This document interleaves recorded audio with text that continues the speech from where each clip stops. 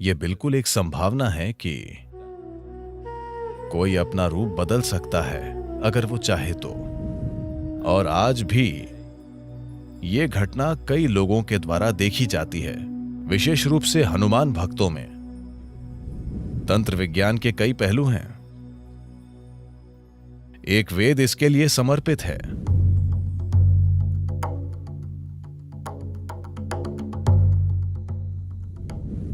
बचपन से ही मैंने हनुमान के बारे में सुना है।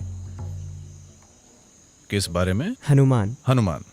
मैंने ऐसा सुना है कि हनुमान जब चाहे विशाल रूप धारण कर लेते थे, वो उड़ा करते थे, वो बहुत छोटे भी बन जाते थे, जैसे वो अपने शरीर को बहुत छोटा कर लेते थे। क्या ये सच था या केवल कोई कल्पना थी, या कोई प्रतीक, या वैसा कुछ था? धन्यवाद। किसी व्यक्ति का छोटा या बड़ा होना या उड़ना या कुछ और करना, क्या ऐसी संभावना है? संभावना बिल्कुल है। ये हकीकत है। ऐसा इस देश में, इस संस्कृति में काफी प्रचलित था, लेकिन इसे अच्छा नहीं माना जाता था। लेकिन कहीं और इसे अच्छा माना जाता था, खासकर मूल अमेरिकी संस्कृतियों में। वहां शैमनिज्म यानी ओझा धर्म की एक पूरी परंपरा मौजूद है, जहां ये आज भी वहां ये बातें आम हैं कि कैसे एक मूल अमेरिकी ओझा एक चील बन जाता है, एक मक्खी बन जाता है, एक भेड़िया बन जाता है, खुद को किसी दूसरे रूप में बदल लेता है और वहां चला जाता है, और ये सब। So these are not just stories, it is very much a possibility. तो ये सिर्फ कहानियां नहीं हैं, ये बिल्कुल एक संभावना है कि कोई अपना रूप बदल सकता है अगर वो चाहे तो। ध्यान लिंग में एक पैनल है जहां किसी ने खुद को एक ऐसे रूप में रूपांतरित किया था जो किसी दूसरे व्यक्ति के लिए मायने रखता था। क्या आपने देखा है? आपको पता नहीं था? तो लोगों का अपनी सुविधा के अनुसार वो जैसा चाहे वैसा रूप ले लेना, ये कोई नई बात नहीं है या ये कोई अनसुनी बात नहीं है। दुनिया के लगभग हर हिस्से में ये मौजूद है। इन दिनों खासकर इसका एक बड़े पैमाने पर प्रचार किया जा रहा है उत्तर अमेरिकी और दक्षिण अमेरिकी ओझाओं के बारे में। About shamans. ओझाओं का चील बन जाना और भेड़िया बन जाना, ये दो रूप उनके लिए बहुत आम हैं। यहाँ ये कोई अनसुनी बात नहीं थी, लेकिन हमारी संस्कृति में इसे अच्छा नहीं माना जाता था। वहाँ इसे अच्छा माना जाता है क्योंकि ये आध्यात्मिकता नहीं है, ये तंत्र विद्या है। यहाँ हमारे तंत्र वैज्ञानिक, I call them scientists because they are that kind. मैं उन्हें वैज्ञानिक इसीलिए कहता हूं क्योंकि वे उसी तरह के हैं। वे खुद को पक्षी या जानवर में बदलने की तकलीफ नहीं उठाते क्योंकि इसमें खतरा है। एक सुंदर कहानी है जिसमें उस ऋषि का क्या नाम है जिन्होंने निगल लिया था? क्या आप जानते हैं मैं किसकी बात कर रहा हूं? अश्विनी कुमार, और वो उनके पास कुछ सीखने गए थे। शुक्लाचार्य। हाँ, क्या उन्होंने घोड़े का रूप ले लिया था? अश्विनी कुमारों ने घोड़े का रूप ले लिया था और उन्होंने क्या निगल लिया था?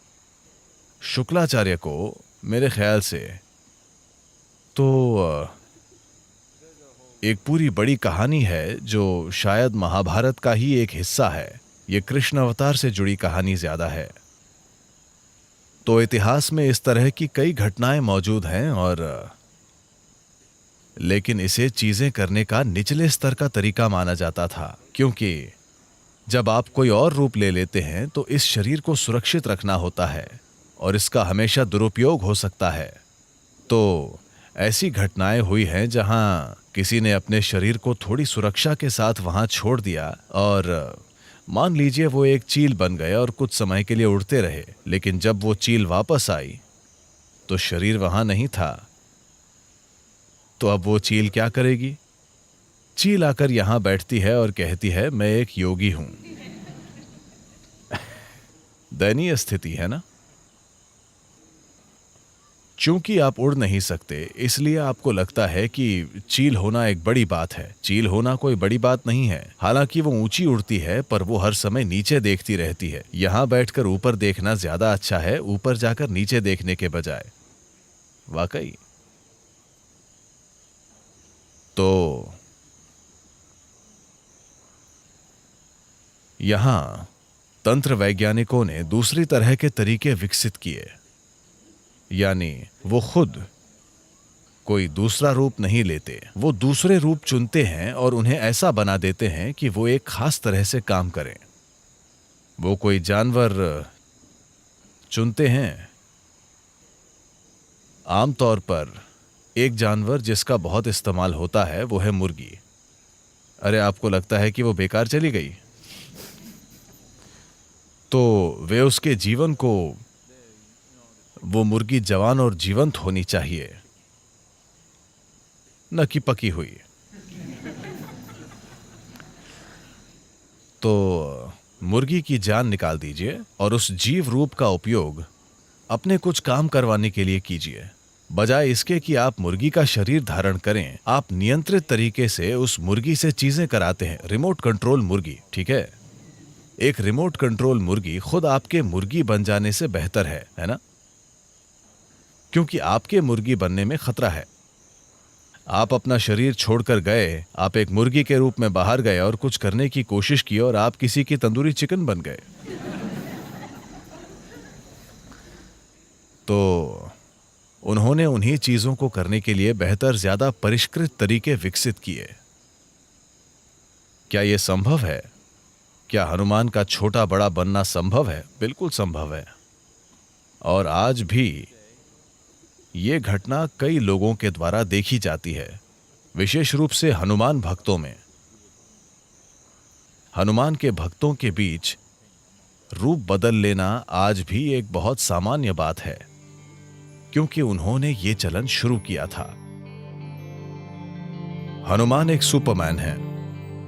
बस थोड़ी सी पूंछ और चेहरे की बनावट के अलावा बाकी पूरे सुपरमैन हैं। वो एक सुपरमैन है। उनकी भक्ति ही उनकी शक्ति है। उनके दिल में भक्ति इतनी मजबूत है कि उसकी वजह से वे सबसे अलग चमकते हैं अपनी सच्ची भक्ति के कारण। तो भले ही आप एक बंदर हों, अगर आप एक भक्त हैं तो आप अपने बंदरपन के परे जा सकते हैं और कुछ असाधारण बन सकते हैं। यही हनुमान की कहानी है। अगर आप एक गधे भी हों तब भी यह काम करता है।